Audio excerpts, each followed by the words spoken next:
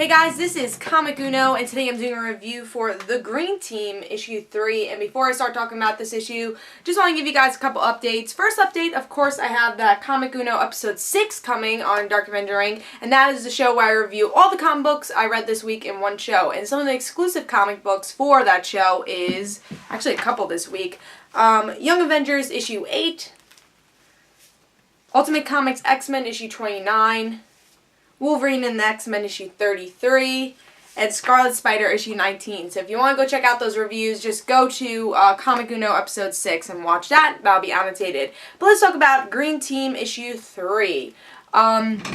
So let's talk about the cover here. We got Deathstroke, which I was pretty excited to see. And last issue I actually really enjoyed. The first issue was pretty generic. I was like, I don't know where the series is going. But the last issue brought a cliffhanger that was interesting. I'm like, alright, I'm actually interested in the story and these characters. And then I see Deathstroke on this cover. I'm like, okay, that could be interesting. So I was actually pretty excited to read this issue. It was on, honestly, the top of my pile of read because I really enjoyed the cliffhanger from last week and the story that was told in the last issue. But let's see if I like this issue. Let's see if it actually met my expectations from issue 2, which I really enjoyed.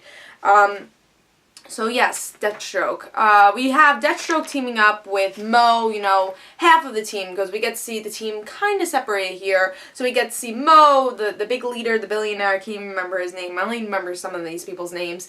But yeah, we have Deathstroke teaming up just because Mo's the prince and the bodyguard used to work with Deathstroke. So he's trying to help them. Whoever's trying to kill the Green Team, he's trying to discover who these people are.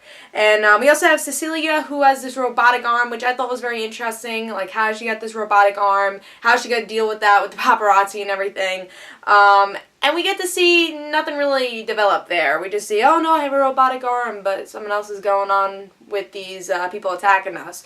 And the paparazzi and all the news outlets think that these things attacking Cecilia and her secret boyfriend, the cowboy boy, they think this is a publicity stunt for her new movie. So, obviously the whole world doesn't know what's going on. I'm sure in future issues they probably will find out that Cecilia has a robotic arm and there are people trying to attack the richest teenagers in the world. So that's pretty much what's going on with them. Then Deathstroke and everybody, they all meet up in a certain area, and the assassins try to attack the Green Team, and they catch one of the assassins. And at the end of the issue we get to see a cliffhanger where we find out who is the assassin. And I think they actually thought he was dead. So I bet if you look back at issue 1 or issue 2, you could probably find out who this person is before next week's issue.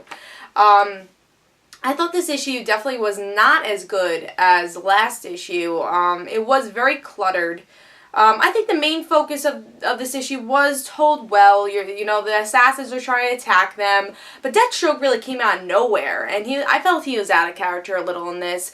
And really, I hated in the beginning issue about Deathstroke. I'm like, where did he come from? I mean, I see him on the cover, but like, why is he here?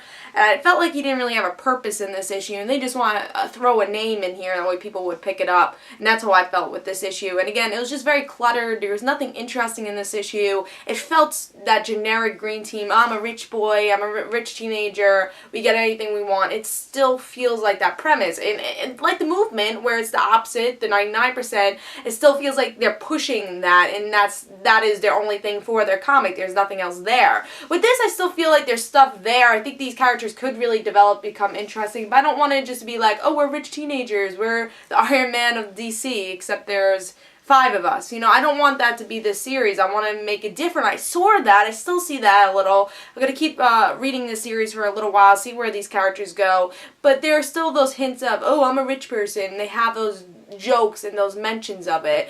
And I think that overshadowed this issue a lot, which was really disappointing. And then, again, the Deathstroke thing just felt really random here, and it just felt like they wanted to sell this comic more than just to tell a good story. It really felt forced. I think this whole issue was very forced.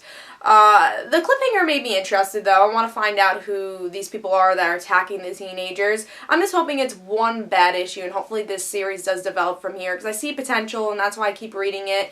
But this is definitely one of those series that could be dropped if it doesn't get better. So we'll see. I'll give it a couple more issues, but I have to give this 2.5. I don't recommend this issue at all. I felt very forced. I felt bored during this issue, which is really a shame because it was on top of my pile to read because I really enjoyed the last issue.